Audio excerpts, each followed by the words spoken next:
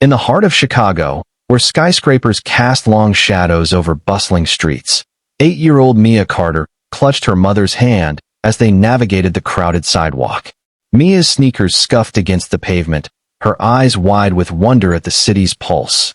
Honking cabs, street vendors hawking hot dogs, and the distant hum of Lake Michigan's waves. Her mother, Lena, a single mom with tired eyes and a warm smile, carried a worn tote bag slung over her shoulder. They were headed to the park, a rare Saturday treat after Lena's double shift at the diner. Mia's pigtails bounced as she skipped, her chatter filling the air with dreams of ice cream and swings. But something caught Mia's eye, a glint of gold on a man's hand, standing just outside the gleaming glass doors of a towering office building. The man, impeccably dressed in a tailored suit, was surrounded by a small entourage, all buzzing with urgency.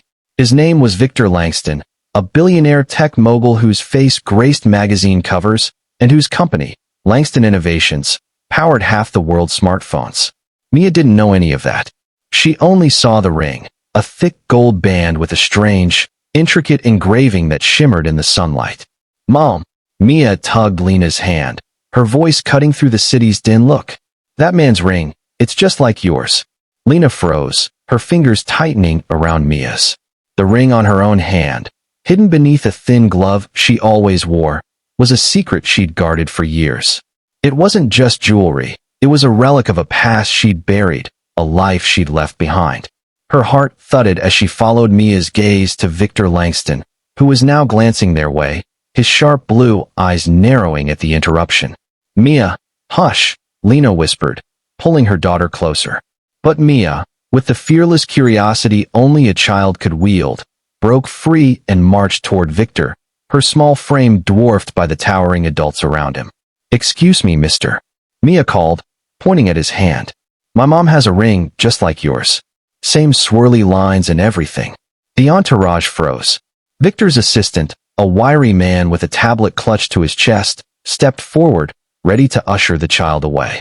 But Victor raised a hand, silencing him. He crouched to Mia's level, his expression unreadable but not unkind. "Is that so, kid?" he said, his voice smooth, almost amused. "That's quite a claim. Not many rings like this one out there." Mia nodded vigorously, oblivious to the weight of her words. "Yup, Mom wears hers all the time, but she hides it. Says it's special." Lena's face drained of color. She hurried to Mia's side, her voice low and urgent. "Mia, we need to go? Now." But Victor's gaze shifted to Lena, and something flickered in his eyes, recognition, or maybe suspicion. "Wait," he said, standing slowly. "Your daughter's got my attention. Let's see this ring of yours." The crowd around them, businessmen, passers-by, even a street musician strumming nearby, seemed to hold its breath. Lena hesitated, her hand trembling as she peeled off the glove.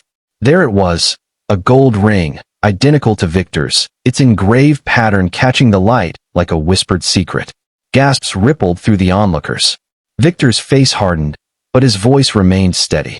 "Where did you get that?" he asked, almost too quietly. Lena's lips parted, but no words came. Mia, sensing the tension but not understanding it, piped up.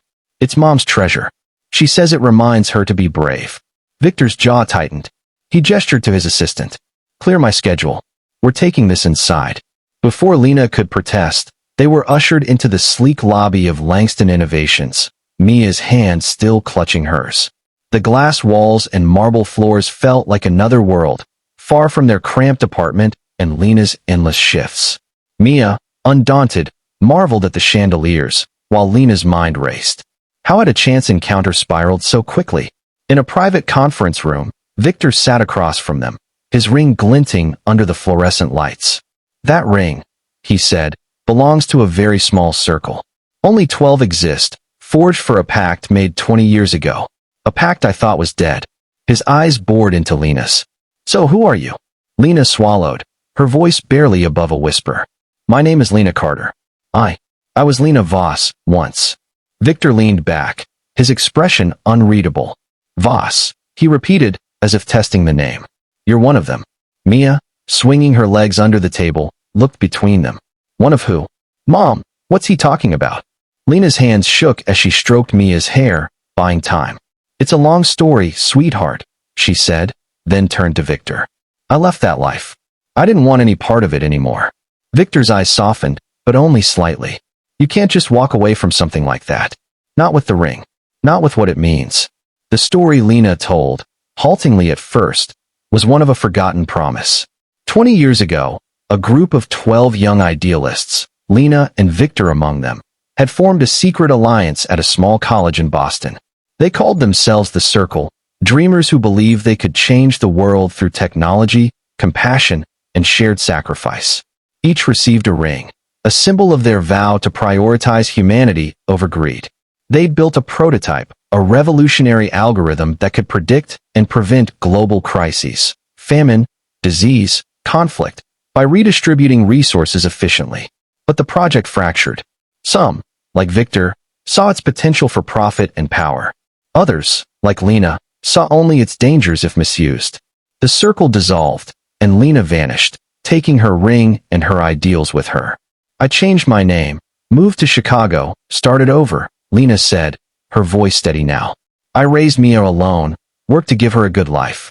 I kept the ring to remind me of who I wanted to be, someone who chooses kindness over ambition. Victor's gaze dropped to his own ring. I kept mine too, he admitted. But I chose a different path. Built an empire. Thought I was honoring the circle in my own way. He paused, his voice softening. I didn't know you had a daughter. Mia, who'd been listening quietly, piped up. Mom's the best. She gives her tips to people who need it more, even when we don't have much. Victor's brow furrowed. Is that true? Lena blushed, looking away. We get by.